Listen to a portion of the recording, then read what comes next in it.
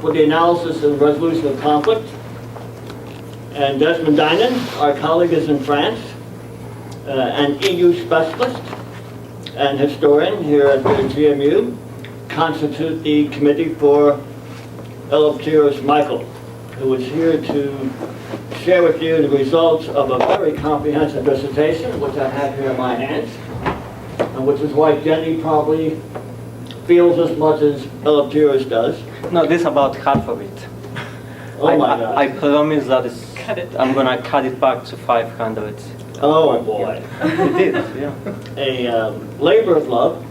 Peacemaking in Cyprus, 1955 to 2012, 41 separate peace initiatives, well over 100 interviews with all the major players, comprehensive bibliography, a dissertation rich in propositions, and many theoretical implications. And I invite Eleftherios to share with us what looks like a very grand work and contribution to practice as well as the theory of conflict resolution. So Eleftherios, please take the time you need to do justice to your work. 45 minutes, Okay. thereabouts, and I'll let you be the judge. And then we'll have questions from the committee, beginning with Desmond, then Susan, myself, and then we'll open up to the audience Thank you. for our second Thanks, hour. Dennis. I'm Thank just you, going to Desmond. take them.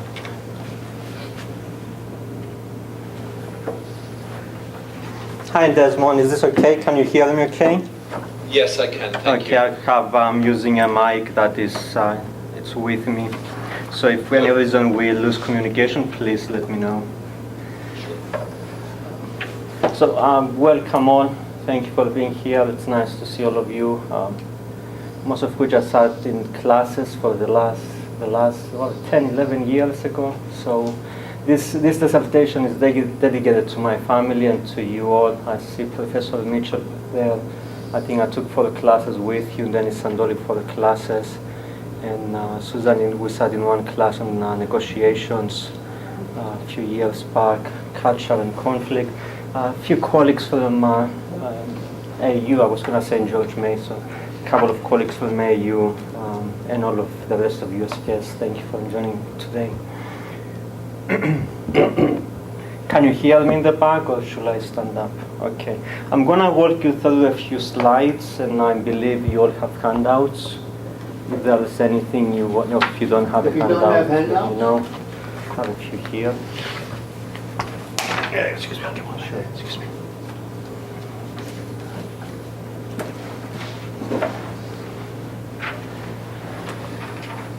This is a very famous Professor Dennis Sandoli's outline, so I didn't have a choice. Well, I had a few choices, but it's something that I follow. What, why, how, findings, implication. And Desmond, I think you see the outline as well. Do you have the PowerPoint? Yes, very clearly. Thank Okay, you. it should project at the same time. Okay, and I'm going to walk you some of these steps as I'm going along. First thing to begin with is what this dissertation is all about. Well, I wish I knew what it was all about, because some of the people I interview, they keep on changing their minds quite often. And especially when it involves interviews with top elites, as high as the president in the Republic of Cyprus and the president in the Turkish Republic of Northern Cyprus. They do change their minds quite often. So that was a little bit of a challenging approach to take. But at least you only see a few questions of quite a long list of questions for the research that I was looking at. And for simplicity, and one that still fascinates me as of today, is what is it that prevents or holds these folks in Cyprus from finding a political settlement. They all want a political settlement. The question is, how do they define it, and how do they go about finding one? And 42 peacemaking initiatives that I selected, and I will tell you a little bit about the criteria of selection later on. Still no solution. The current efforts, if I could use the word impasse, that's because I'm trying to be very polite and describe the current situation. In the Republic of Cyprus, they decided to step back from the negotiations because the EU presidency is taking place soon. And for some reason, they decided that the timing is not good enough. So we don't see any much development of that. You all probably know the case. I'm not going to get into details. In divided island since 1974. In the northern part, the Turkish Cypriot administration. In the south, the Greek Cypriot administration. 41 peacemaking initiatives going back in the 1950s, mid-1950s as of today. Keep in mind that the circumstances have changed. So if we are going to talk about the peacemaking initiative back in the 50s, the circumstances are quite different than the peacemaking initiatives today. The structure of mediation is quite different to some extent. The channel of communication changed slightly. Lots of internal, external factors as well. Please keep that in mind.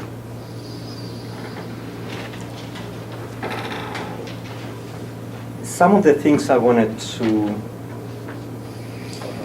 find out and sort of show where this dissertation fits in terms of discovery. And I don't think I discovered much here, even though it was an ongoing process to hopefully find some answers, and that's been quite challenging. And I can talk to you about the challenges later on as we go along. But I think I got to a few points to address or some linkages between variables, peacemaking and outcomes perhaps, linking peacemaking as a process to some of the dynamics and such. Again, you have a copy, all of you, of this document. I'm not going to read what's on the PowerPoint. Simply highlight a few things. The next thing to keep in mind is the literature. Is it okay if I sit, or do you prefer to stand? Okay. I took a kind of an integrative approach in this dissertation to look at the literature. You're only getting a small sample of it and see what has been published about peacemaking. Some of this literature is linked to Cyprus, some of it is not. Some of it is very theoretical, some of it is very practical. And I'm giving you a sense of it, an idea of it. I think some of the most influential, not because he's sitting here, is Professor Mitchell 2000 and Mitchell and Webb 1988. I believe it was 88. Correct me if I'm wrong. Yeah. Yes, okay. And I classify them based on what I understood to be an approach to peacemaking in terms of the process, phases, structure, system, strategies, and outcome. And this is one way of synthesizing them, at least synthesizing the literature review. At the same time, I'm taking a stance that peacemaking has to have at least some of these components in it. And it makes it also easy when I go back and link some of my own findings into some of these approaches. A few things about the methodology. At least 5 methods are used in this dissertation. The first one is a data set. I think it's the next one. Okay. I'm coming back to these 5 ones. You have it on your copy, on your handout. I'm taking one at a time, and I'm going to show to you some of the findings and some of the knowledge that comes from each one.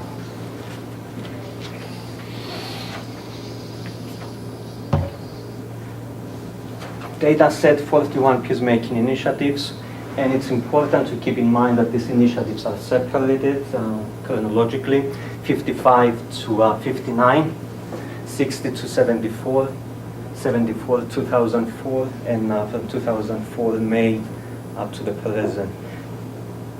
The dynamics change in each period, especially when it comes to the point of making some juxtapositions from these initiatives. And most of them I was able to find in private collections. Some of those private collections was included some of the top leaders and negotiators in some of these initiatives. And it took the longest time to eventually compile this database. If you want to see the paperwork, it's a few boxes stuck next to each other, including peacemaking initiatives with jokes from one top leader commenting about the person sitting across the table. I was lucky enough to get a couple of those. I should probably put them on eBay to make some money. But, what else should I say? I attempt to do a little bit of clusterification. I'm not sure if I included or not a sample of how that looks like. I went as far as using the Gatman scaling, but I wasn't very successful to implement the Gatman scaling. I think I need some outside researchers to do that, to avoid some of my own biases.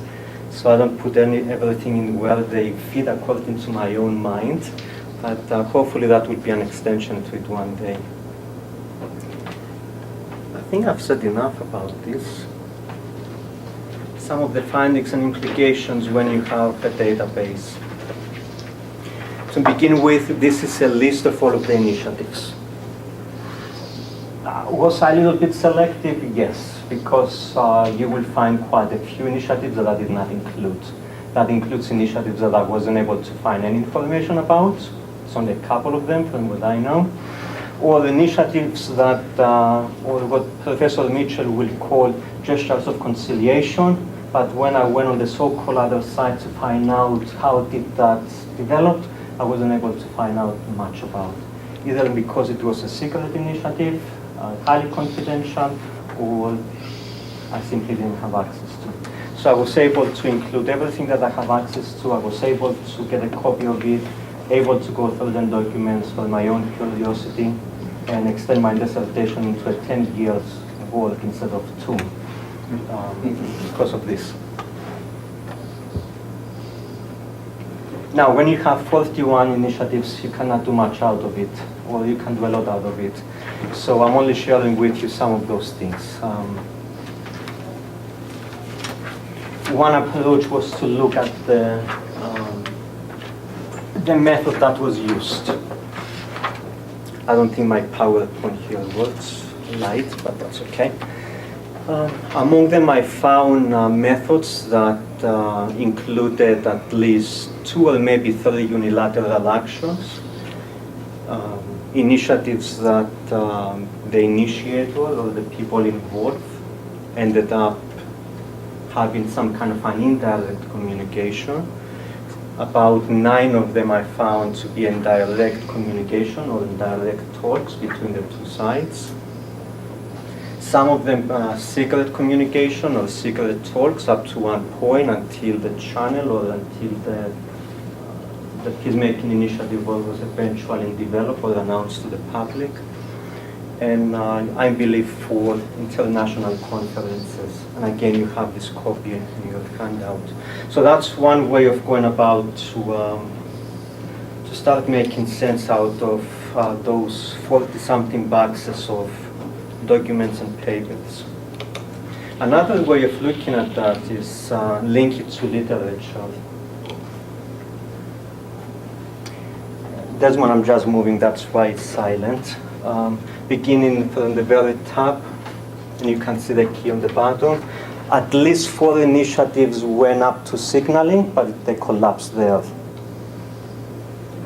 13 initiatives passed the stage of signaling, but they collapsed at the pre-negotiation stage.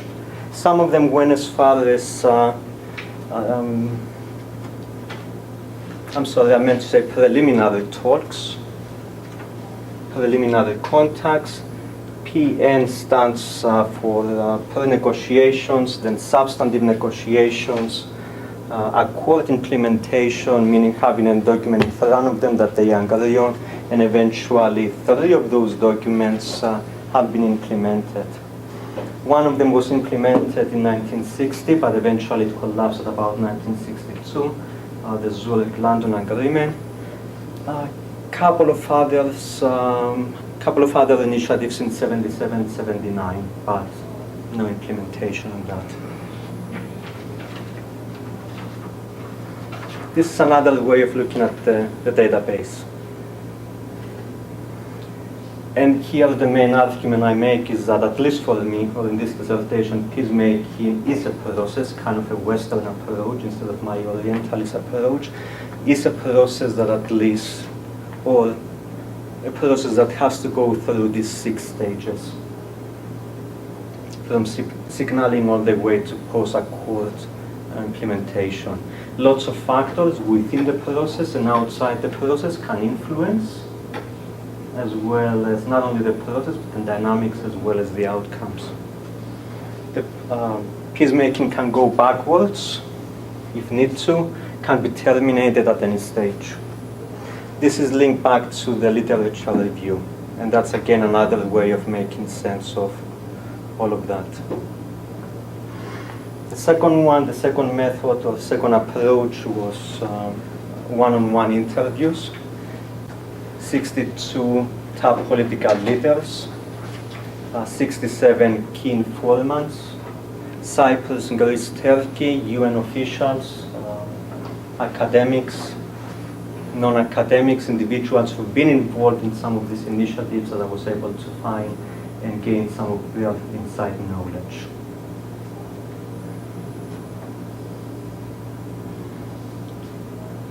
All of the interviews were based on GMU Subject Review Board 2006 to 2007. I'm sorry, 2006 to 2010. All of the interviews are transcribed, typed, and can be accessible if anybody wants to build on this. I don't think it's necessary to talk about the semi-structure and all of that because this is not a classroom methodology. But if you have any questions later on, I can come back to this. Second approach is linked to the third one, which I built a comparative analysis within, one of 2 comparative analyses, to look at least 2 initiatives, and I can talk about the selection of those 2 initiatives later on and what I was looking to get out of them. And let me share some of that knowledge with you. Approach 2 and 3 combine. One of the things I found to be interesting, I still find it to be quite interesting, is building on the argument that one of the dynamics that moves this process forward, perhaps backwards, it's this dynamic relationship between the use of leverage, concessions, constraints, perhaps catalyst in between. I can share with you quite a few examples of how leverage was used, how constraints were also used to either move the process backwards, forwards, leverage leverages exercise on top leaders to go to the next stage, and things of that sort. In this dissertation, I developed a typology, lots of influences that I classify under each category that found to have some influence on the process. The second thing I wanted to do by looking comparatively at least a couple of these initiatives was to sketch the process, how it looks like going from one stage to the next.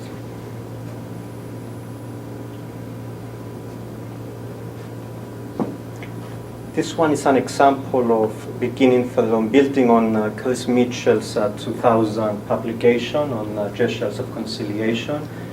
Most of the methodology, the donor model is used there, looking from the sender to the receiver and looking through his lenses and his methodology, how signaling can go as far as initiating talks. And for every stage there is a model like this Angli model.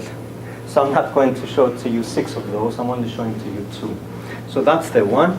The second one sketches the movement from preliminary talks to substantive negotiations and some of the dynamics that might affect that process.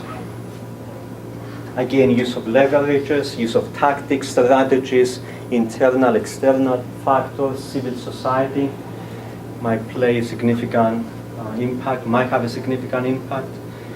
Eliminating mistrust, psychological changes in the parties, intra-party dynamics, quite a lot of things there, which again I'm not showing, but they are included in this 500-page something document. The last approach, not the last, the fourth one, is to look at some of the, again, is to look at comparatively some of the structures of the talks and see some of the similarities or not similarities when it comes to process dynamics and outcomes. And I can talk to you about the selection of these initiatives later on. And we can have more of a discussion on that. Based on that, this is one of the models coming out building on Mitchell and Webb. This is a power mediation framework. And it goes back quite a bit in time. The main context is UK, Greece and Turkey. That's the Zurich-London framework. The Cypriots were excluded from the main system of mediation or negotiations back in the 60s, 59-60. So the Cypriots were kept on the side, each side separately, and they used kind of a consultative approach. As you know, the Prime Minister in Greece will contact the Greek Cypriots to get their feedback and build on that. In Turkey, the same. The Turkish Prime Minister will contact the Turkish Cypriots, representatives, and build on that. So that is an example of a power mediation. And in this document, I develop a number of hypotheses and propositions as to how this model can be useful or not useful at all. Be cautious applying this at home because it might not work. Maybe in Bosnia, I don't know. This is quite interesting, and I have a personal story to share. It looks like a boat. Again, the main idea comes out of Mitchell and Webb, 1988. And the only book I had with me at that time, this was in 2006, was the Mitchell and Webb, and a 6-pack.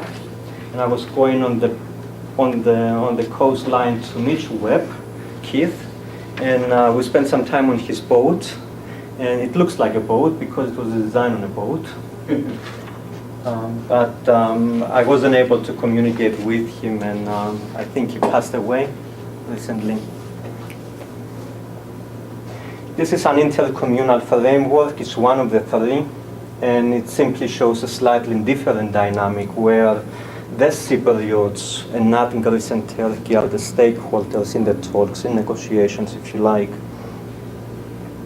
And then again, I conclude with some hypotheses and propositions on that. I'm not going to show the third model because that's quite complex. It's on the document, if you like. This is an example of how hypotheses look like, so you can get an idea. I didn't count all of them, or I lost count. There are about 86 hypotheses like this in this document. So you only get one sample, or one of it. So a peacemaking strategy in Cyprus is likely to lead to a successful peacemaking process when third parties, so on and so forth. This is simply to give you an idea. And later on we can have more of a discussion about this. The fifth approach, and I think that's the last one, is to look at 5, or at least look at, in this document, 5 chains of communication and building on a comparative analysis of similarities. The similarities is to see whether there is something in these chains of communication that perhaps is what prevents Cypriots on the two sides or across the divide to find a settlement. I am not going to show to you all 5, but I'm only going to show to you a couple of them. This is one chain. It was confidential up to one point. In 2007, it stopped being confidential because I was silly enough to talk to a journalist, and then it was published in the news. And That's the rest is history. And I can tell to you the story of how I came about this completely accidentally. Simply one of the individuals mentioned of something, and then in Cyprus it's very nice because you hear something on the one side and then you cross, you go on the other side and you test it and they talk to you all about it. And then you go back again and you question them and say, hey, I heard this, so what's going on? Who told you that? Oh, so and so. Oh boy. And then they tell you more about it. And this is how this channel came about. Desmond, I know you're online. This is the channel known as Papadopoulos Christofias channel. Came 2 weeks after the Bulkenstock negotiations in 2004, and about 2 weeks before the accession of the Republic of Cyprus into the EU. Christofias and Papadopoulos was the president of the Republic of Cyprus at the time, wanted to speak with Mehmet Ali Talat with the hope that mutually they will agree to reject the Kofi Annan plan, but that was kind of exploited. And when you know that your opponent is going to reject a plan, then you appear in the media and say, this is the best plan of all. And that's how this one came about. It was official, secret, semi-indirect, confidential up to one point. Very few people, I believe, know what was the content. I wasn't able to get that close to find out what was negotiated during those meetings. A couple of pieces and parts, but that's the closest I got to. This is another one. This is a visible one. It was direct initially, then became indirect, confidential at the same time, with advisory teams.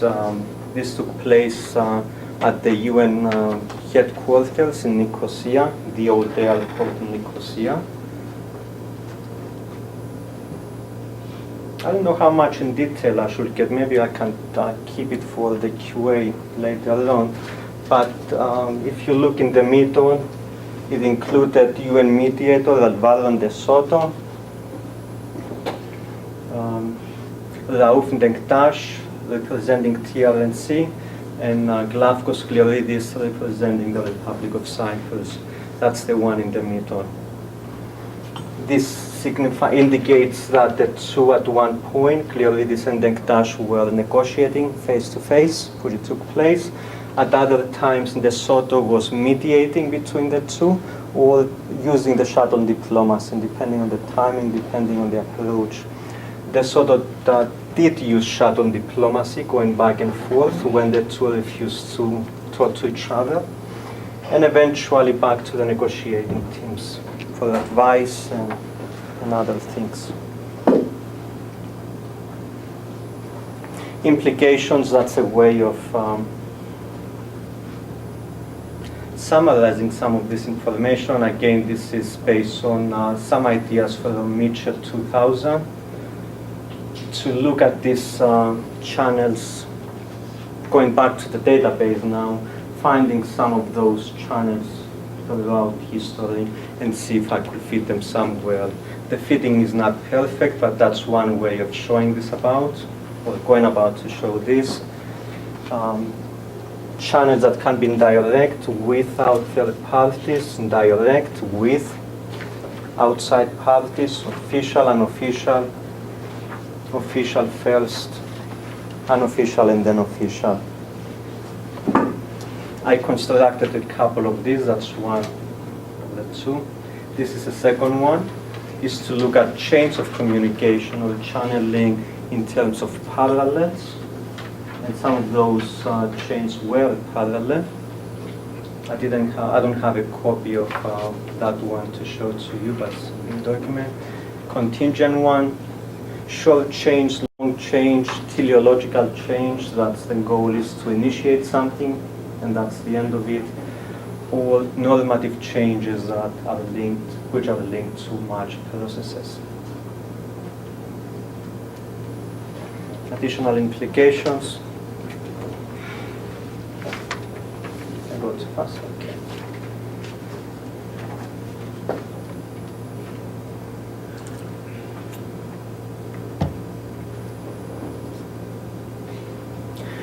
This is a huge model. Sometimes difficult to know where to begin, where to end, but look in the very middle of it. At this point, I was looking to find knowledge from the large database to link it to the smaller analysis back and forth. And one way of doing that is to begin from what I was doing, look at the top leaders, the dynamics within the top leadership, dynamics within political parties, and the negotiation teams, or negotiating teams. And this is a point where I started building hypotheses of how these individuals, top leaders, can influence perceptions, public opinion. They can demonize a peace plan. They can glorify a peace plan. They can include it into the textbooks and get into the discourse of high schools. Okay. Secondary education, it can influence the power and dynamics within the society, political party dynamics, and quite a lot of those things that are included up there. The way they go about to come up with an initiative or even define the so-called Cyprus problem, that also influences public opinion. Take, for example, one of the jargons that is used often in Cyprus, bi-zonal, bi-communal federation. In this interview, I include direct quotations from leaders where you put the one quotation next to the other is quite opposite. So you have one leader, a Greek-speaking Cypriot leader, who says, this is what a bi-communal, bi-zonal federation is, Eleftherios. And then I interview another political leader, even within the same political party, who defines bi-zonal, bi-communal federation in quite a different way. And that's what they hope to be, or at least that's what they preach in schools to be the end game. A solution in Cyprus based on federation, based on A, B, C, and D, F. But nobody knows what is A, B, C, and D, E, F. And the worst thing of all is people, the public discourse who adapts that language, and you hear on the streets, oh, this is what the solution to the Cyprus problem should look like. Bi-zonal, bi-communal federation. Well, what's beyond that? And that was my attempt there, to make a point, to make a linkage between top leaders and public discourse. Significant influence. The second one is to build on the argument that since the end of the conflict in 1974, in August of 1974, the animosity continues between the two communities. And a lot of leaders built on that animosity and the hatred. The island since 2003, well, if you visit the island today, since 2003, people can go back and forth, but they have to stay in their respective communities. Quite a lot of people refuse as of today to visit the so-called other side, even to visit the sites where their ancestors, parents, who still might be alive, used to live at one point. And that is also embedded into the negotiations. People, top leaders can manipulate those sentiments quite easily. And they can easily build coalitions in favor or coalitions against any peace plan. The most recent one in 2004, the famous or infamous Kofi Annan peace plan. I recall on the island at the time that there were kids, high schoolers throwing eggs on people and tomatoes on people who supported the Kofi Annan peace plan. What do 9 and 10 years old kids know about the peace plan and negotiation outcomes? So since the division, the argument here is that since the division of the island in 74 and on, the status quo decision builds a capacity and builds a reservoir for these top leaders to pick up any item they like, and based on that, things they pick up, on those things they pick up, they can support or they can oppose any peace plan. And then the followers as well. There is an independent public opinion, perhaps very marginal, or a civic society also is very marginal, but there is something. This argument also, when it comes to implications, simply builds on the argument that There is a space in Cyprus for these leaders to come closer and to find an integrated solution in the negotiations. They can move away from the status quo and find even away from the compromise frontier to find much more integrative outcomes if they really have a genuine will to do so.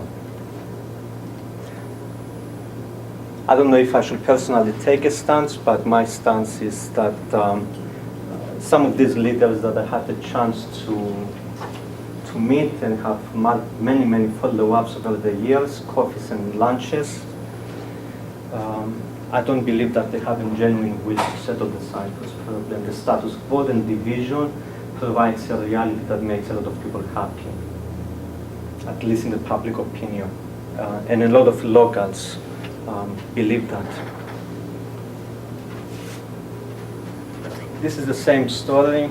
I'm not going to repeat this, but I strongly believe that there is a frontier of possibilities to find mutual solutions to this. This is where the current negotiations fall at the time. The two sides have been entrenched into their own positions with almost no compromise to step outside of the comfort zone, known as what I call in this dissertation the maximalist position. Even recently, I was on the island on April with a group of my students from American University. We did meet, we sat down with the two leaders, the President of the Republic, the President of the Turkish Republic of Northern Cyprus. Even in the meeting with the students, both leaders highlighted the viewpoints that pretty much they want everything. Characteristically, the one person said in a question that one of my students raised, that the answer was Girlinya. Is anybody Turkish-speaking fellow? Yeah. The northern part of Cyprus, if you go back on the map, to the very top, it's a town called Girlinya in Greek, Girne in Turkish. The President of the Republic said, one day Girne will belong to us. I mean, for heaven's sakes, how is that possible? It's like saying Istanbul will become Constantinople in a few days, you know. If that happens, maybe Girne happens too. I don't know. But personally, I oppose that viewpoint, so you know. So that's an example of maximalists. One side taking a possibility frontier that it's all us.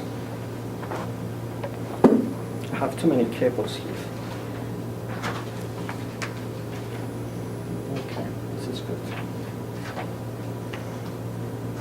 This one you have to be careful because it might be a little bit misleading. It includes all of the political parties in Cyprus. It's based on some of the most recent polls that I was able to collect, and I plugged them onto a multi-dimensional scale. It's a qualitative one, not a quantitative multi-dimensional scale, and it shows on the Greek-speaking Cypriot political parties. The pink or orange looking, that's the Turkish Cypriot political parties, and the direction that they envision as political entities, or they see to be an endgame solution. And it's quite, you can see quite some diversity here. You have political parties such as National Unity Party on the so-called one side, that they strongly believe and they advocate for the status quo division. You have political parties that believe in a consociational type of a power arrangement with political equality, and the spectrum goes up and down quite a bit. There is a middle ground for the settlement, but they have to move in that direction. They have to make the effort to go towards that direction. A few more slides, and I think I'm going to conclude. I spent almost 40-something minutes, and I don't want to put you to bed to sleep. This is to show a little bit of the dynamics, how political elites can manipulate peace expectations and dividends, and they can do it, they can master that quite easily. The perceived peace expectations can rise, can lower, can disappear, depending on the efforts of the elites, of the negotiators, their ruling elite, and the way they go about to convince their own constituents. This is an example of a rising peace expectations. I've been on the island at times that everybody believed that in 2 weeks there would be a settlement, would be a solution. Back in 2008, so the famous Christofias Talat initiative, everybody believed that this time the pie was coming together, peace expectations up there. It didn't last. 2 weeks, it went down. So top leaders can play that quite easily. This is an example of false expectations. I was looking at some of the initiatives and I was talking to some of the key informants and friends on the island to recall back at times, back even during the Ngali set of ideas in the 80s, beginning of 80s, who believed that the Ngali set of ideas was the manuscript, was the best plan on this planet ever. It didn't last, just a few weeks. It got close to, but it didn't go far. Even people in my own family believe that Ngali's set of ideas was the best plan. But who gave them the idea? I'm not quite sure. Was it Boutros Ghali? Who were their leaders? That's a big question. Another way of looking at this is stall expectations. Outside this dissertation, when I'm in Cyprus and the work I do with my students from AU, talking to other students at various universities on both sides in Cyprus. Among the younger generation of students we talk to is they have zero expectations. Some of them are quite satisfied with the division. They don't want a new project, they don't want a new idea. So we also see this phenomenon. And it goes back on the multi-dimensional scaling that there are other political parties who believe in this approach as well. And division of Cyprus. And that's fine, if that's what the people are. Diminishing expectations, building on a couple of theories on expectations, and another theory by Ted Gier in the 70s, Why Men Rebel. So some of these ideas are also coming from that literature. Diminishing expectations is something we see recently, the last year or so. If you follow the media on the island, people are quite disappointed. So disappointed that it's quite questionable as to what will it take for the next initiative after 2012 to come into place and convince the people that there is something good to believe in it again. Lastly, but not the least, an attempt to build, to link peacemaking with the larger peace process on the island.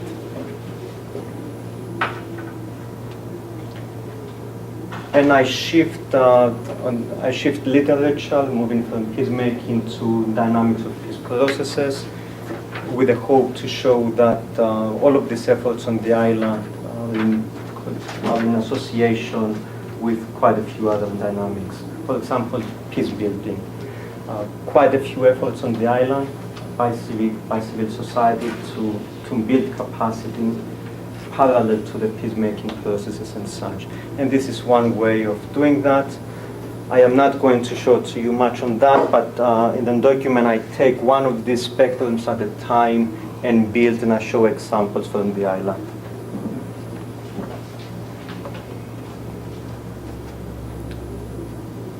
And I'm going to conclude with this. Again, the dissertation comes up with a number of prescriptive, maybe, hypotheses.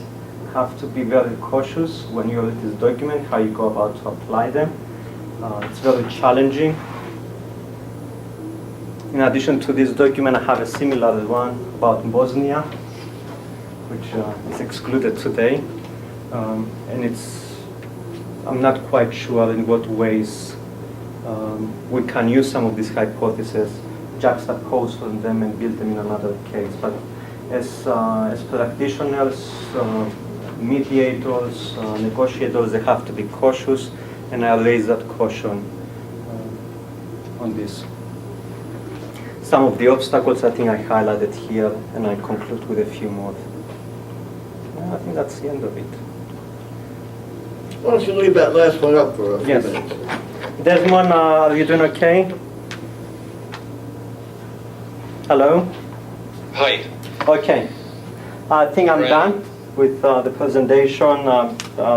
Giving the floor to Dennis Sandoli, and then I think a discussion, or let's see what he has. Oh, thank you.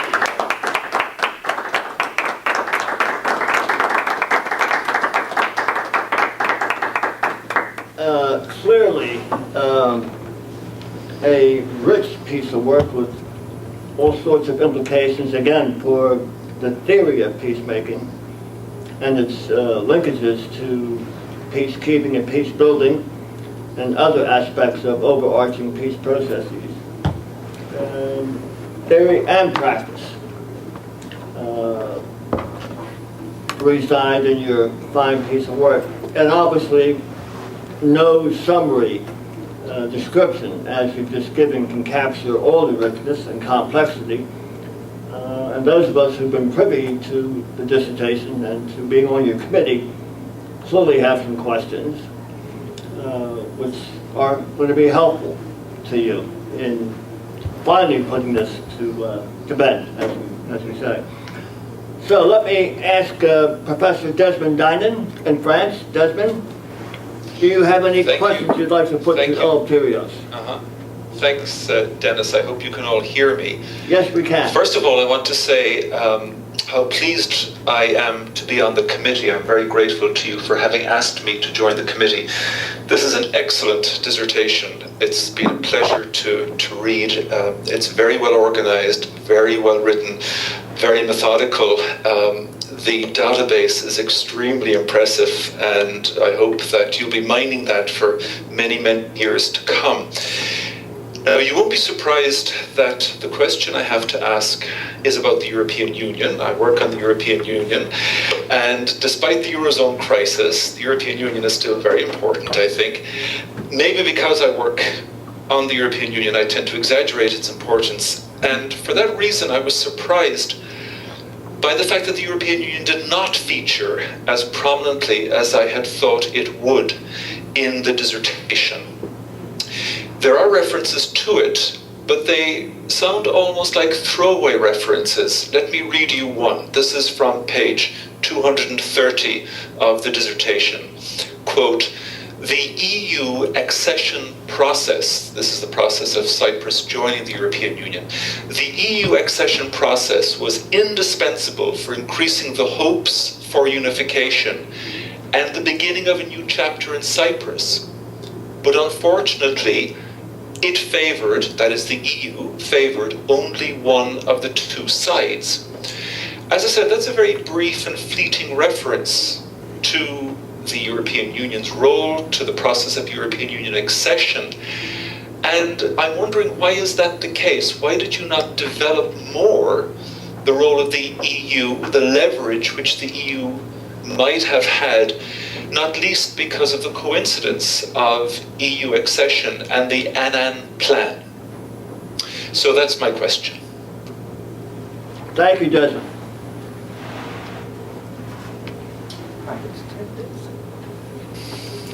Hello? Yeah, hi. The mic is back. Good, thank you. Thank you for the question. I'm going to try to be short because I want to get as many as possible,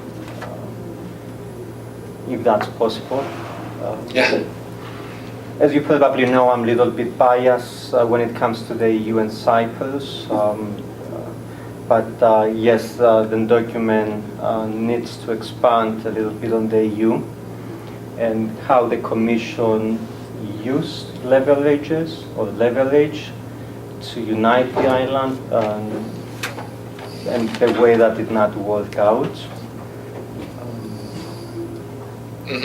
I'm quite famous, not very famous, but among critics in Cyprus, that I strongly believe that the President of the Republic of Cyprus had a chance to be a president of a united Cyprus, but he decided to be a president of a divided Cyprus instead.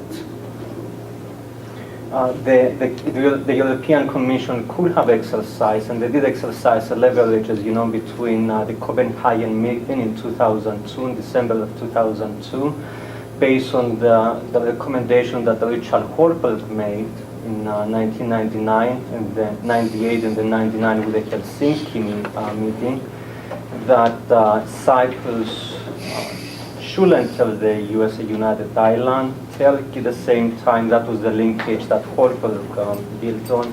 Turkey should get the accession package in 2002 as well, which they did. It's a classic example, I believe, in this dissertation where the leverage was there, but unfortunately, well, fortunately, I don't know which way it goes. Athens exercised a slightly different leverage to threaten the Germans to veto Poland's accession if the Germans, the French, or the Brits oppose the Greek Cypriots' intentions, and a lot of that was behind the scenes. I didn't know, I have a lot of literature on that by top political leaders who were present in those meetings, and I hope to eventually put them into a publication. I know it's going to expose the identity of quite a few people, which I believe they did deceive the people in Cyprus on both sides. And it's something that is missing in this dissertation. I acknowledge it. You're right at the point. But for ethical reasons, I didn't want to make a reference to processes and individuals that I wanted to keep unidentified. At the same time, I believe that they deceive the Cypriot population by telling them stories and facts that never exist. And it's one of the things that I was fortunate to find. Now, the question of triangulating them, I don't know. I spoke with one commissioner at the time who was in the enlargement, who believed he was also deceived by the President of the Republic of Cyprus. I spoke with a US envoy and a British negotiator who also believed that they were misguided and misled by the President of the Republic. But concluding, you're absolutely right. I hope to publish it one day, and I know that quite a lot of people will come after me, but that's okay. But they can't dispute what I have to say. Well, let me follow up if I could.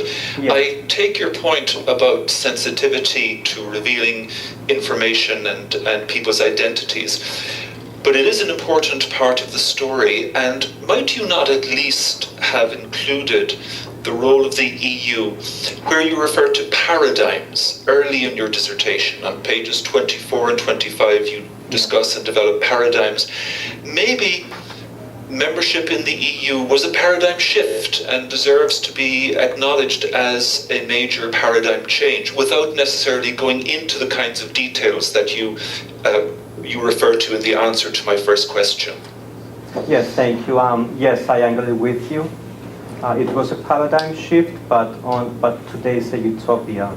It doesn't work because, as you know, the European Union Commission no longer has a leverage on the negotiations. Last year, 2 years ago, I was working with a couple of scholars in Cyprus with the hope that we could get to Jose Manuel Barroso. So hopefully Barroso will put an ultimatum on Mr. Christofias and Talat. That was before Dr. Eroglu replaced Talat. But again, Mr. Barroso said that confidentially, the Cyprus is not an issue for the European Union Commission, it's an issue for the Cypriots.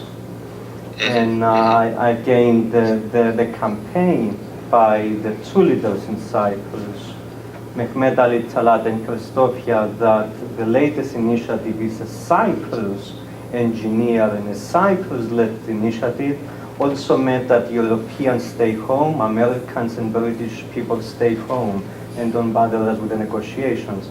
I disagree with that approach because that was a way of getting the critics out and getting the European Union out.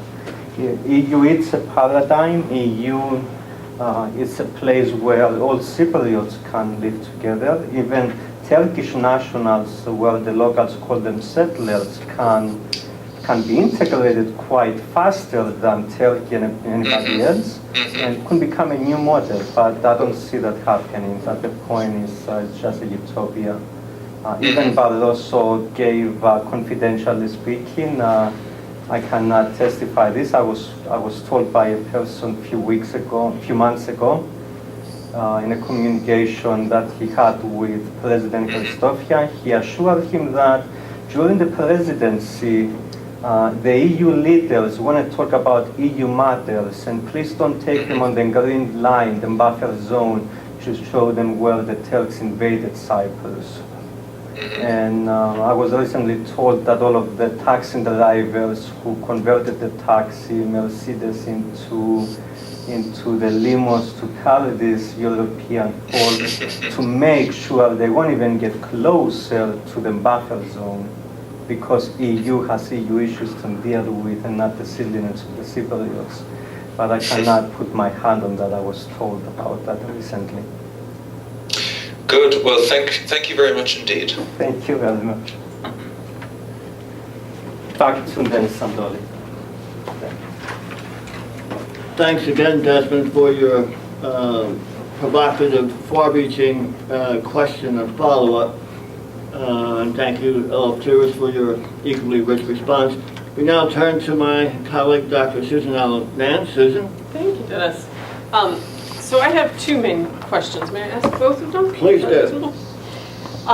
So my first question, first of all, I also want to express what a pleasure it is to be part of Thank this you. Dissertation committee and to see the incredible depth of your knowledge of this case and your perspective you're able to bring to it at the same time as your in-depth, intimate knowledge. So that then brings me actually to a related question, which is, you mentioned today the speaking with a journalist and a particular initiative that had been confidential and then became not confidential. And so to look at your research as, in fact, a engagement in an ongoing real-life conflict, and to look at you as, yes, a researcher, and also an insider in this conflict and a practitioner of a sort, as you go back and forth doing your research, are you also engaged in practice in some way? I guess I just wanted to ask more clarity about how you frame your identity as a researcher, and you're touching this real ongoing conflict in particular ways, as exhibited with the conversation with the journalist, but also, I guess, as we look at your methods, the methods you've described, and I realize you can't fit everything when you've limited yourself to 500 pages, and so there's a lot more you've done that isn't here, but the methods focus on the research methods. And it seems to me there's this element of, you've also been doing some kind of practice as a researcher by being that bridge back and forth, and people have learned about different perspectives from the other side as you've gone back and forth, as I understood your methodology and your detailed knowledge of confidential information about developments and possibilities and initiatives. So that's one question. Do you want the other one now, or should I wait? I can take both, yeah. So then the other one is a rather selfish question. And that is, you were very clear to say to us, don't try this at home. No, I was kidding. Okay, so, and I feel like in this, you've done this very careful dance between in-depth knowledge of this case and the 41 initiatives and the comparisons of these various initiatives and really detailed analysis, all related to Cyprus. But yet you come out with some very provocative, interesting hypotheses, which to me, what I want to ask, and this is the selfish part of the question, is what should I be thinking about from this to take to work with Georgians and South Ossetians, or with Armenians and Azerbaijanis, or any other set of conversations? Thanks. I can't take the mic, so Desmond can.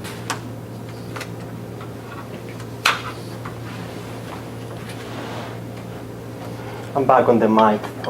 Okay, thank you.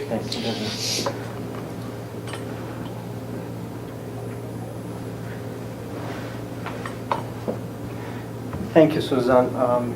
Let me begin with the second one. You have to, or anybody has to be very cautious, very careful how to use this hypothesis. I might be completely wrong with what I'm saying in this document, and that's my approach. I can take one of the hypotheses that states, for example, if leverage is used in this way, then we might have a better outcome. I'm not quite sure about that. So when you take that with you in your own work, and anybody of you, we have to be very cautious, because in this in this analysis of 41 initiatives, I came to like a lot of times I came to the point that I either contradicted my own self and said, yes, this applies in this initiative, or applied in that initiative, let's say number 21. Number 22, it worked the opposite way.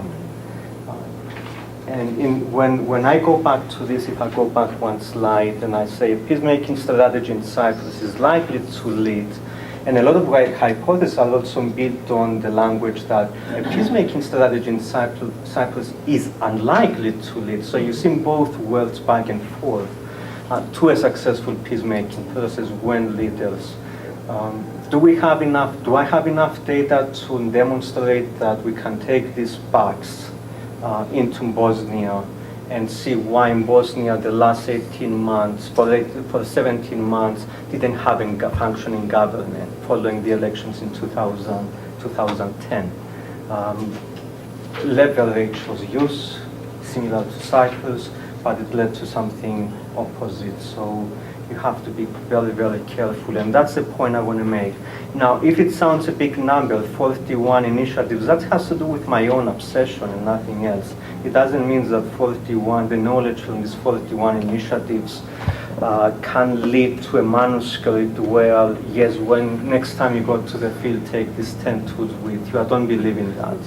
And I'm also very cautious that, and I hope that I'm wrong in most of this, that I'm not correct, because it could lead to disasters, perhaps. So caution should apply, going back to that. So don't try this at home. Well, yeah. Not from a selfish viewpoint, but don't try this at home. It's one piece of knowledge I got out in my own research was in Northern Ireland. The negotiations around the St. Andrews Agreement back in the early 2000s up to mid-2005. Some of you follow Northern Ireland. You know what was going on during those negotiations. At a point where the Republic and UK put a significant leverage on the local parties. Now, taking that as a suggestion where you have a protracted conflict and you have the motherlands on the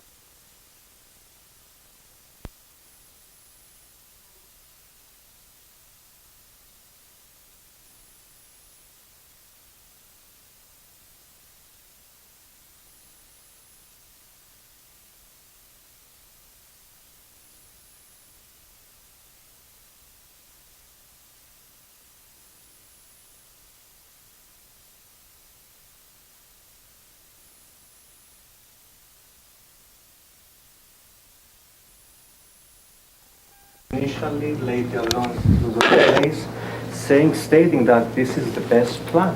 You guys have to accept it. I have a confidential interview with an individual who was in Wolkenstock at the room of the Greek Prime Minister, who said, guys, if you don't accept this, don't come back in Athens and ask us for anything else beyond this. And Prime Minister Erdogan and Foreign Minister at the time, Abdullahi Gül, did the same for the Turkish Cypriots. This is it.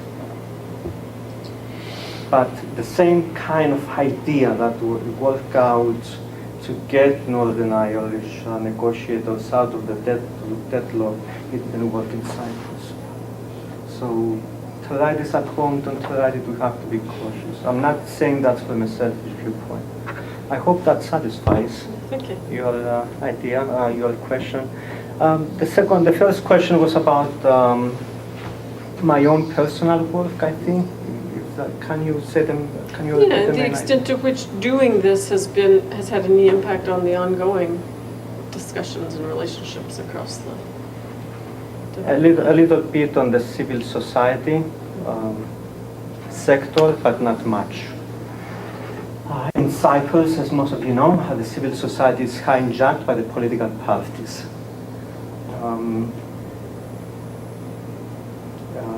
Hijacked significantly. Political parties in Cyprus view civil society as electorate vote away from them, from the political parties. Sometimes they're trying to enter them, sometimes they let them do something, but without much support. I work with Harry Anastasiou, which I think Ron Fisher, Chris Mitchell, and you might know. Nikos Anastasiou, quite a few people who've been working from the Harvard project with Diane Shikas all the way to today. I'm working on an article on the peace-building strategies in Cyprus from 1960, from John Burton up to the most recent meetings, including the ones that Ron Fisher was involved here at ICAR, ESCAR. I didn't get that far yet, but in the next, hopefully by the end of the summer. And I can assure you that people who participate in these meetings were also people who participate to undermine the meetings after they went back. I can assure you that one or two folks who were in those meetings, and I think this is in the knowledge of Harry Anastasiou, are working in the government of Cyprus, in the Republic at least, and they do undermine any initiative that doesn't have the left-wing identity initiative on it. And that's my feeling. I might be completely wrong. And that's what's going on the island. I do some work, minor work with students, but that's not influential at all. And that's where I like to be. I prefer working with students. That's my work. Okay. Yes, sir. I was intrigued by Susan's second question. It's what I would reframe as the Ben Broom question, the extent to which your research impacted the process, either of the conflict itself or of the attempt to bring about peace, either intentionally or as an unintended consequence. Did your work, your presence, your identity as a Greek Cypriot have any impact on the conflict, on the peace process? Is that basically it? Yeah. Okay. No. No. Now, you've said that you should not try this at home. You're recommending a great deal of caution in how we treat your findings. But with anyone who has offered 86 propositions dealing with your unpacking the peacemaking process into processes, phases, structures, systems, strategies, outcomes, signaling, constraints, leverages, intra-party, inter-party, and all the rest of your taxonomies, there must be some contribution here to generic theory of how a peacemaking process can be successful or not, which could apply to other conflict situations. And you mentioned Sri Lanka, Northern Ireland, which you commented on, as well as Israel-Palestine, as examples of other conflicts where your findings might apply. So don't use these at home, but on the other hand, yes, pay attention to the findings, but also pay attention to the uniqueness of the conflict you wish to apply the findings to. So my first question is, can you distill those 86 propositions about structure, strategies, process, phases, outcomes, and more categories into theory? Either about what could work in Cyprus or what could work in identity-based conflicts in general, would be my first question. Yeah, very challenging, but thank you. Very challenging in real life to do such a thing.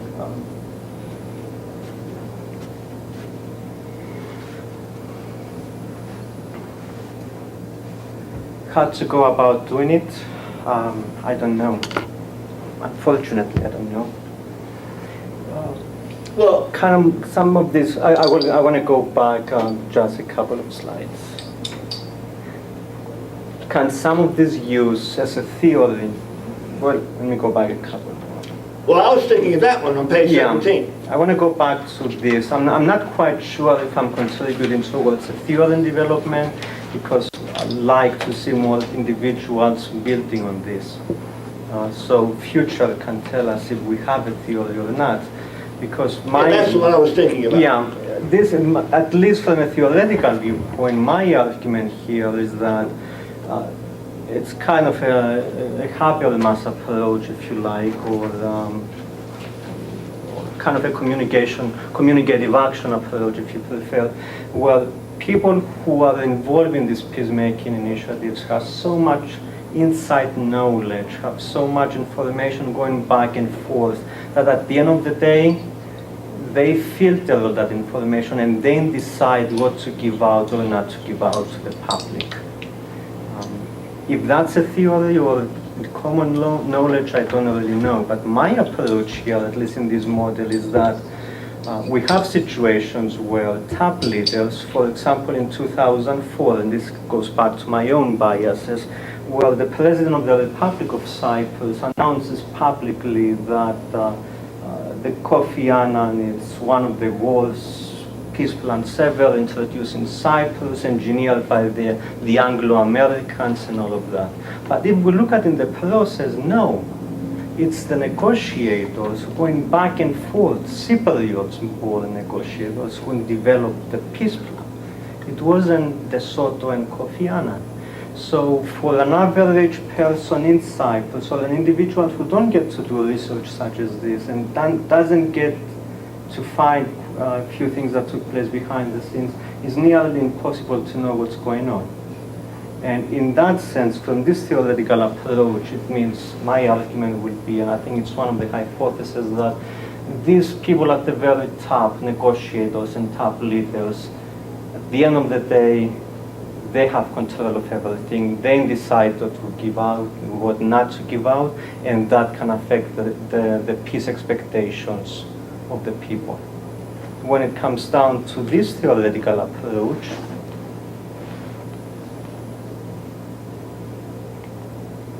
the rising expectations includes people in my own family, which talking to them back in 2003, 2004, I wasn't on the island often, and I've been critical to the process at the time, and especially the top leaders, but people in my own family believe that, gosh, this is it. In May 2004, Cyprus will enter into the EU United. They didn't even have a clue, I didn't know at the time either, that 2 months prior to the accession, the President of the Republic of Cyprus refused to negotiate.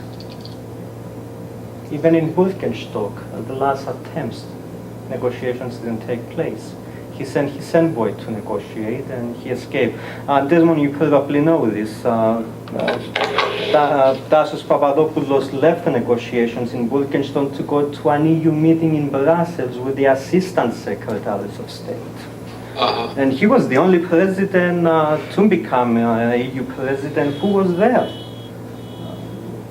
All the other 15 something were not even present. So the point to make is, yes, there is a lot to build as part of a theory. We have to be cautious at the same time. because it might not lead to a successful agreement. The last point I wanted to make is going back to the very beginning.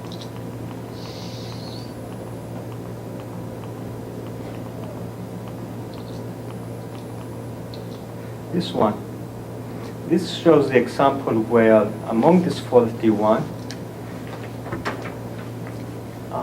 3 of those agreements that eventually came to the point to sell it to the public, which public did accept it, at least one of the 3, eventually collapsed. So if we build on the hypothesis of Hampson that peace agreements contain the seeds of their own destruction, among these 41 initiatives, and this is a very pessimistic viewpoint, at least in this theoretical approach, I will argue that the Cypriots didn't even taste what it's like to live together again. So if there is a peace plan tomorrow that promises a settlement to the Cyprus problem, I will be very cautious because that might not succeed. It might lead them to new adventures. So that's another theoretical argument. I don't know if I'm making sense or Well, not. yeah, let me But- pursue We may this. have lost Desmond, is my worry. Yeah. Oh, that's what that sound I think means, that's- yeah.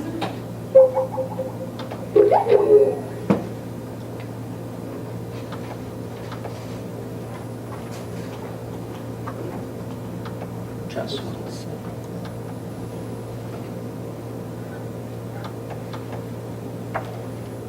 The technology is great when it works.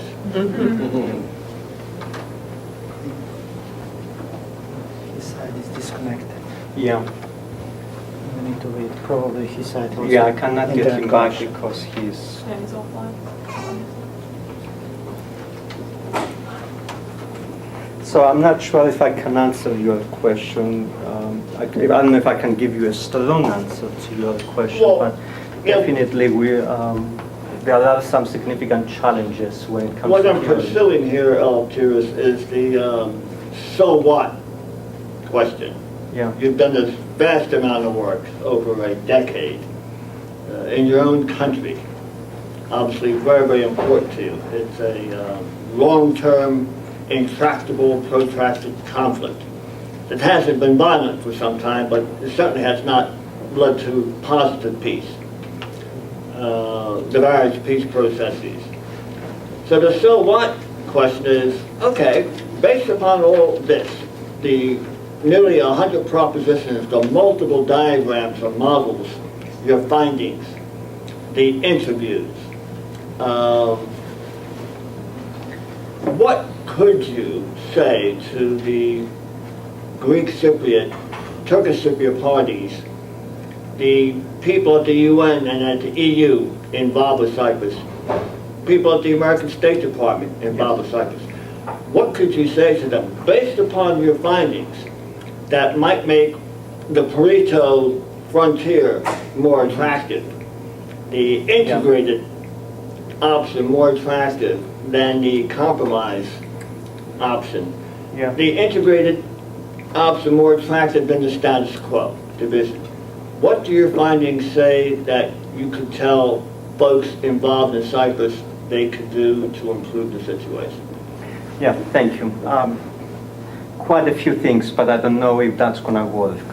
We have to look at them as clusters. State Department, what do we say to the State Department? Let's go back to the Cypriots. It's very simple. I think the Cypriots need to be left alone, the civil society, the population in Cyprus, to step outside of all of these proposed models for the settlement and finally decide what do they want. I think that's one of the missing links. If they want a settlement, then to define as people of Cyprus who live there, what kind of settlement do they want? Public opinion is divided. When the public opinion is divided, that's can also be constrained or a leverage on the political elites. Most recently in 2008, or even before 2008, the hope was to get into the European Union united. And now we know the story that the one side used the leverage of accession in the expense of the other, at least in my own opinion. That it didn't work out well. So the hopes came down significantly. In 2008 was the first time where both north and south, the representatives were comrades, left-wing, at one point communist. On the one side, the one president remains to be communist and will die a communist, as he said recently, or will die as a communist. That momentum didn't go very well. It led to the talks, initiation of talks. President Christofias was elected in February of 2008. Talat the same day called him from the so-called other side to congratulate him. And they built on that momentum of signaling back and forth and eventually to initiate negotiations, talks, substantive talks, get down on the table and produce some kind of an agreement. It collapsed at that stage. It didn't go very far. So again, anytime we see some kind of a good incentive to lead the process forward, something changes. And this is one of the arguments in this dissertation, that there are so many factors that at the end of the day, a small little change can't change the course of negotiations. Nobody predicted in 2008 that the left-wing coalition in the Republic of Cyprus will leave the government. And Christofias in 2010, 2 years after the initiative, was left alone.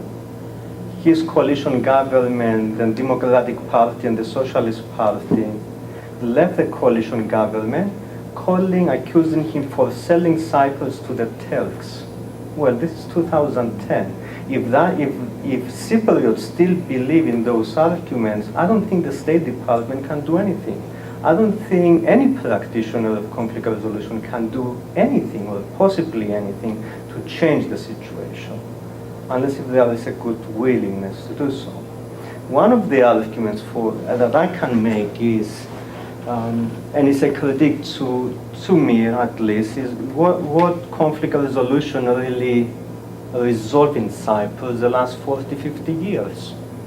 There were small changes that we can see, we can pinpoint. If the mindset of the top leaders is to punish the so-called other side or keep them out of the EU, then we can only do so much. We can only go so far. I did not see in those 41 initiatives, and I think I make this argument in one of the pages, only 1 or 2 individuals have a real, genuine willingness to settle the Cyprus issue. And that's also one of my disappointments, because I got to meet a lot of people who do advocate for a peaceful settlement, but not necessarily for all the Cypriots. One follow-up question Yes. on that. Dismal projection, Yes. but it's spawned by your research findings. Which conflict in the world comes closest to the Cypriot conflict in terms of those types of insights you could share with us about Cyprus? Bosnia will be the closest. Don't include any of those interviews in this research. It's part of a different document. In a conversation with Richard Holbrook, he did take elements from Cyprus back in the 80s, from the Butoras Ngali set of ideas, to use in Bosnia during the Dayton Accords. In my questions, he did not pinpoint what were those elements. Another linkage from Bosnia to this case is during the Kofi Annan negotiations, the rotation government was proposed, and a couple of experts from the State Department as well from Bosnia went to Cyprus into the mediation team. One of them I ended up knowing very well from that point on, who tried to explain, a constitutional lawyer from Bosnia, from Sarajevo, to explain how the rotation government can be implemented in Cyprus. That was rejected as well, and I remember the argument of one of the chief advisors. I had this discussion with him. They said he didn't say they were in Bosnia, but he blamed it on the Americans. He said the Americans are trying to Bosnianize us. So the Americans and the British are bringing ideas from what it doesn't work in Bosnia, such as the rotation government and quite a few other things that they claim, to apply them in the case of Cyprus. So yes, there are elements, cases that can have some similarities. Some similarities with Northern Ireland as well. So we can try this at home, Yes, perhaps. but with caution. Yeah. With Let me caution. invite members of the audience to ask Kira some questions based upon this fine piece of work. Professor Mitchell. Can we spend 1 second? I don't know if I can get him online. No, you can't. Don't bother. Sure, okay, I'll leave him alone. Actually, he's watching the football game, I know that. Probably. I told him when I get home, I'm going to call him and we're going to have a Guinness, and he liked that. Okay, I have two main things I want to ask you if there is. Incidentally, I'm enormously impressed by the amount of work that you've put into this and the amount of data that you've uncovered. To work of, well, you thoroughly justify the 10 years you've spent on it.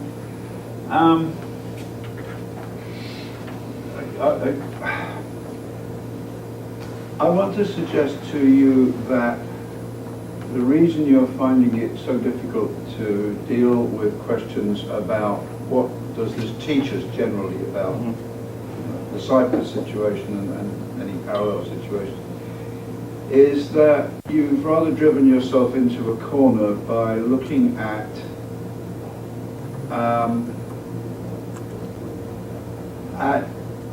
incomparables, that you can't compare things in the way that you've done it.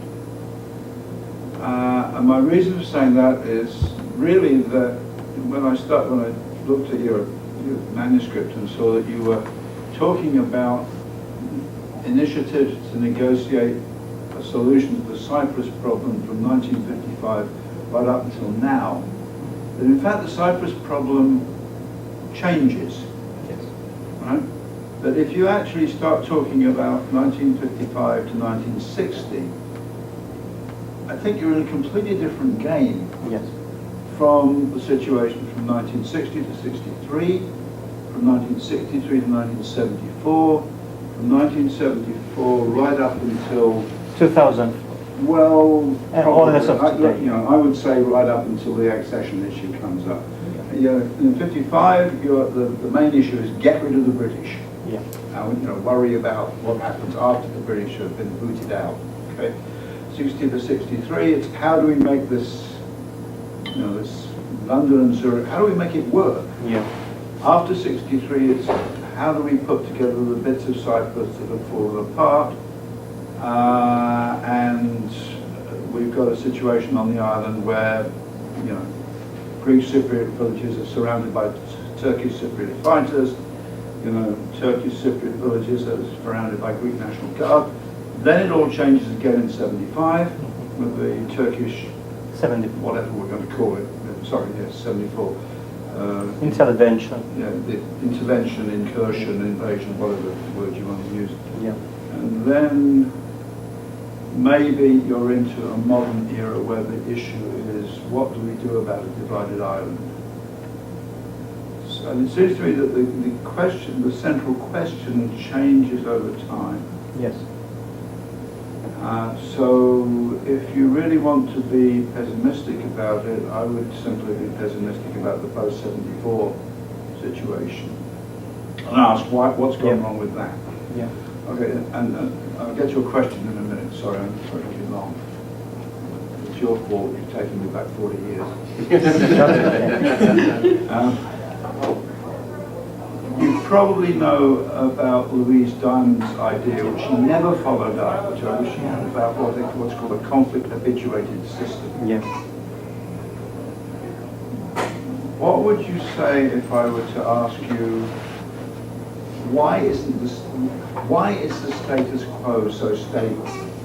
Yes. In other words, people on the island have got used to it. I remember back in the 1960s talking to people on the island, and they were intensely worried about the island, and about you know, the next thing that is going to go wrong with the island. And I get the feeling now that people have sort of got used to it. Yes. And a lot of the negotiation that goes on is a kind of a dance, which nobody takes particularly seriously, particularly the elites who are involved in it. So I guess my question is pretty vague. You know, to what extent do you think that the islanders themselves have got used to this situation and there isn't a big enough change on the horizon to make them think, oh my God, we have to do something about this? They can live with it. Yes. Or am I just being... No, it's a very good question. One of the arguments, in one of the hypotheses I built, I make the argument that the status quo provides such a cushion, such a good atmosphere to both sides that everything else that the top leaders negotiate up there is simply for the show in the United Nations. It shows so that it's also a show for Clinton back then to indicate that, hey, I'm sending Stephanopoulos, I'm doing something there. I strongly believe that this peacemaking efforts in Cyprus since 1974 is just a theater. There is a lack of genuine will at the very top to go towards implementation, especially when leaders, they talk about coexistence. They don't even touch on the topic of reconciliation. But the next day they build on the argument that one day Constantinople will be ours. Are they still saying that? Oh yes.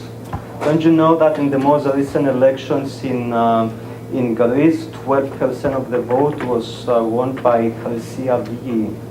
Chrysiavi is a political party who still believes that all Turks out of this planet. That's 12%, and that's going to be the next coalition government. In Cyprus it's equally worse because they don't come openly to say this, but anti-Turkish sentiments are quite high.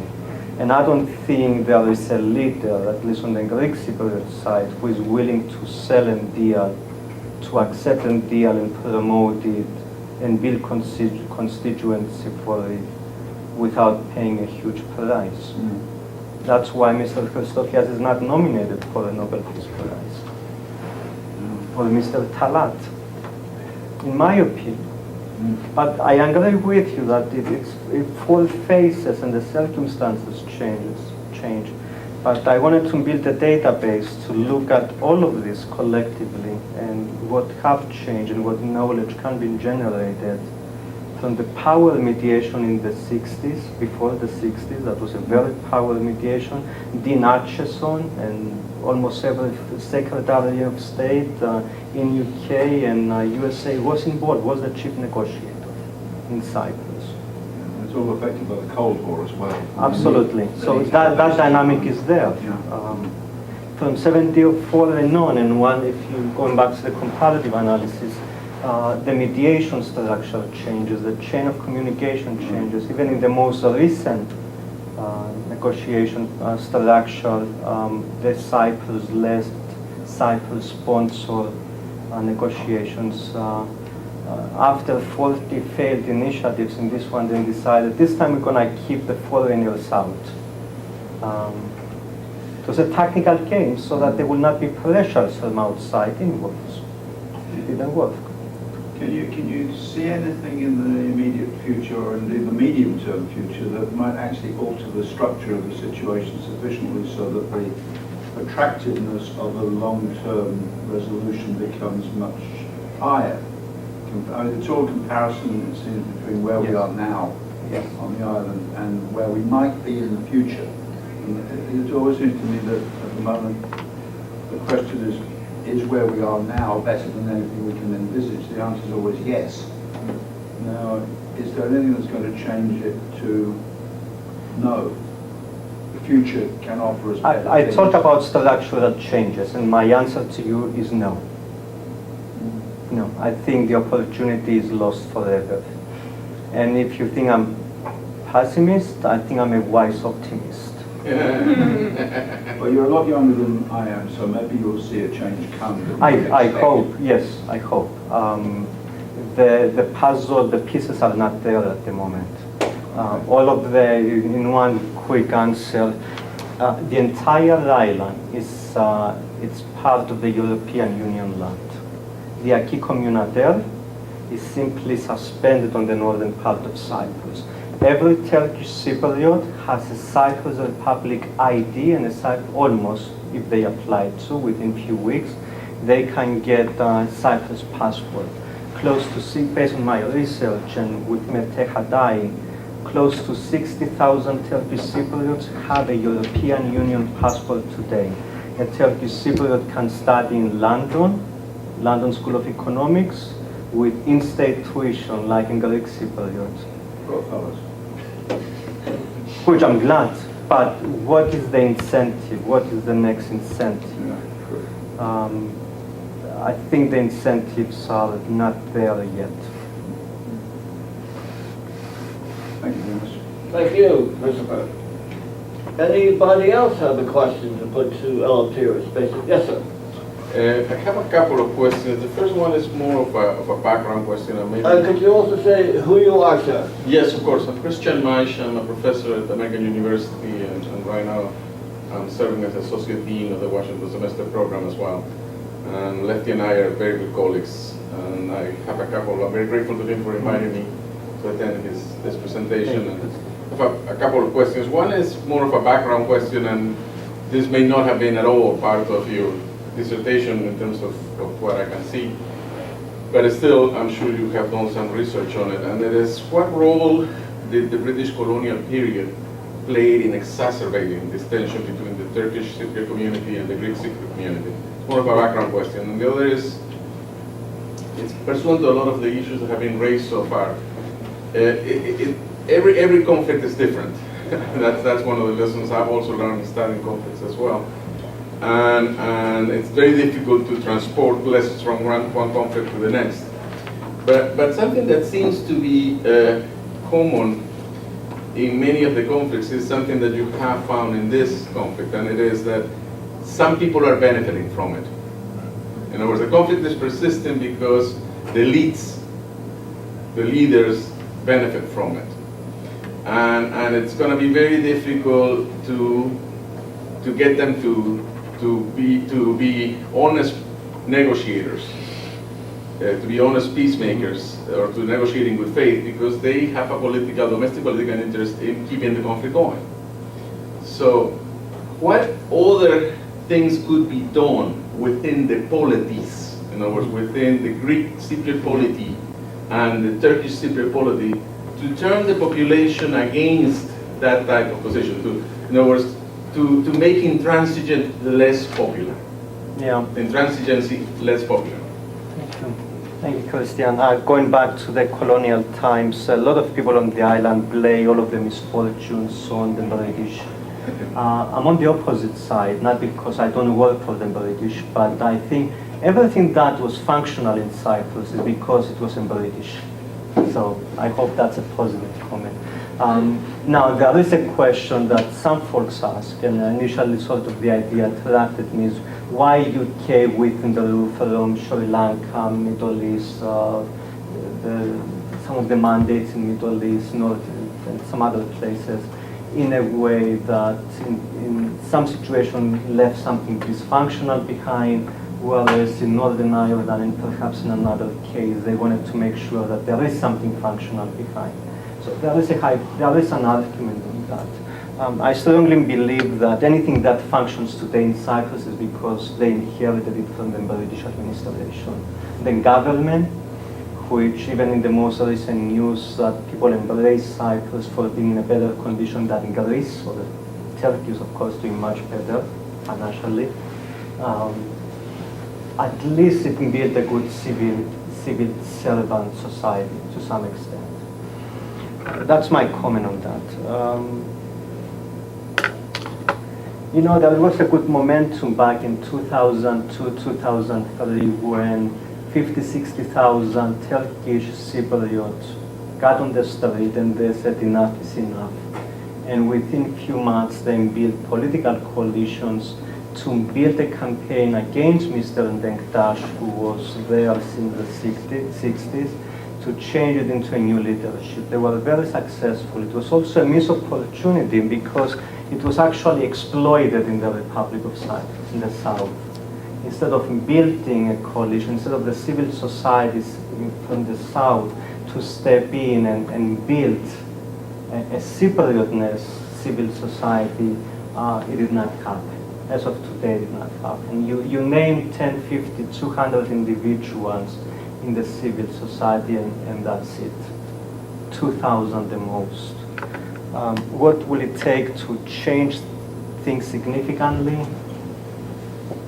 I don't see anything coming anytime soon. Mr. Denktash was replaced by a moderate socialist left-wing leader, Mr. Talat. Mr. Talat for 5 years abused and exploited the entire system.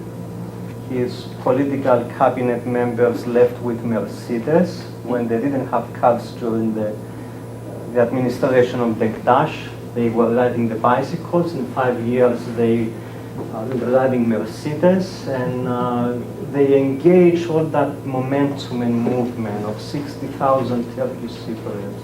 And in the most recent elections, they couldn't even get 20% of the vote from the 60% of the vote. And they call it at one point replacing a dictator. There was a news article in one of the local papers a few years back, how to replace a dictator. Talk about this momentum. But the people who replaced him, they were equally in the same situation. Thank you. Anyone else have a question to put to Altiras? About Bosnia? Oh, we talk about Bosnia. No, if I may just add. Yes. It's more like a comment. Everything that was said today, like if we change the name, change the location, it sounds so similar. Yeah. Will be the situation in Bosnia and Herzegovina. Yeah. Only names and location is different. That's it. That's what initially the dissertation was about. Then I switched to this because I gained access to a few people that I didn't expect to, and I kept on doing that. But so you just changed the names, I think. Thank you, Eddie. Thank you. Susan, any follow-up questions based upon anything else you've heard since you first put some questions to Altiras? Thank you. I think the one thing, the question I'm left Yeah. mulling over is the Yeah. story that you shared around talking with the journalists, Oh, yes. and then a previously confidential process became Yeah. public knowledge. Yeah. And You I know the guess story. I guess I'd want to know the Yeah. story of how that happened, and in your methodology chapter, can you acknowledge that element of the methodology, that confidential information inadvertently became shared, or how that happened, and, and kind of the problems and challenges around that, and the ethics of this research? Yeah. The channel is, now people know who was involved, Yeah. at least some people know. Not every Cypriot knows about, but among the elites and academics, and those circles, yes, is well known. It was published later on. What was said behind closed doors, I do not know. I have some speculations. I got close to a few points, but the channel was confidential and secret up to the point that it got revealed. And that's what I'm wondering, is that you and, described yeah. it got revealed, but the way you talked about it here, it sounded like Yeah. you revealed it. Is that what, did I understand you correctly? Well, I don't know if I'm getting the credit. The credit goes to a journalist that remains anonymous. Quite a few people know the individual. I'm not going to name the individual, even those who will know. Simply was one of the key informants in my interviews. And in one of the discussions I had with this individual, said to me, are you going to see so-and-so? I said, yes, ask so-and-so about the meetings in Straka, Strakka. So those were the meetings in Straka. That journalist prior to me spoke to another individual and Greek-speaking individual, academic, which you might know, you might not know, without mentioning the name. And that individual kind of did some investigation about it. I think my work is to get closer. I got closer in my own understanding by finding the individuals involved. I know there were some more individuals involved, but I do not know their identities. So my model up there might be misleading in the light of new evidence. And I got closer, not triangulated, but at least listening to some information in the south, going to the north, finding one of those individuals listed, which is fine. They are known today as being part of those negotiations behind the scenes. And asking one of in the first meeting with Omer Kalionchu, who was sent by Mehmet Ali Talat, and they were picked up by the UN at Lidera Palace, who were on the road to Straka, which the private home of Mr. Papadopoulos was placed. I didn't know he was involved. So it was one of those individuals that I went and said, tell me about this meeting. And he looked at me, and at that point he used in Turkish the F word. So it's not impossible that I know about it. I said, no. And he asked me, who told you about it? I said, Mr. Papadopoulos told me about it. And I think he made the mistake to say a couple more things. And from that point on, I had a meeting with another person on that chain of communication. And I mentioned, it was mentioned that during so-and-so talks, it was the idea of mutually rejecting the Kofi Annan peace plan. And that individual says, yes, but if you publish anything, I will deny it. And that became a game of going back and forth, of getting a little bit of piece of information, but if you say anything, I will deny it. Well, they cannot deny the channel. That's too late.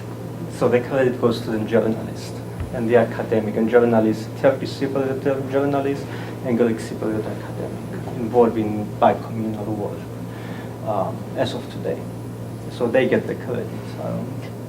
So, but as you described it, what I'm interested in is kind of the ethics of research in an ongoing conflict. Yes. And to have one individual say, how'd you know about this? And your response be, Papadopoulos told me. Yes, Papadopoulos told me. Okay, thank you. It started with a journalist and became a And later it became Papadopoulos told They you. would not give me the full Thank you. story. There was no bluffing in it. That was my question, thank you. I didn't mean to go into such detail, No but just problem. trying to understand it. Let me ask you one more as well, Piers. When a version of your dissertation is published as a book by Lynn Reiner or Rutledge or Polity Press, a book about a comprehensive study of the peacemaking process in Cyprus, and the publisher comes up to you with a request for how to market the book, and asks you who should read the book and why, how would you answer those two questions? Well, Cypriots should read it. Anybody else outside Cyprus should read it. Why should they read it? Again, I'm going back to my pessimistic approach. It's challenging. I think if there is some knowledge for third-party intervention and mediators, and I don't dispute that. There are some lessons and suggestions and propositions for conflict resolution practitioners. There is some knowledge about people who are dealing with those, with that kind of knowledge. Is there a big market for it? No, I doubt it.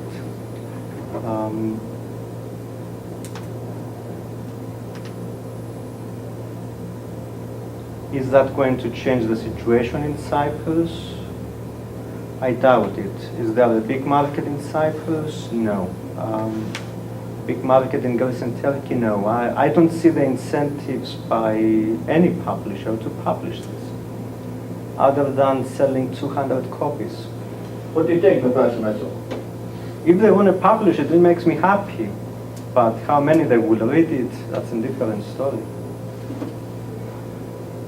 I think you're probably right about the audience for it being small, but that doesn't mean you shouldn't publish it. I mean, It's yeah. an important study.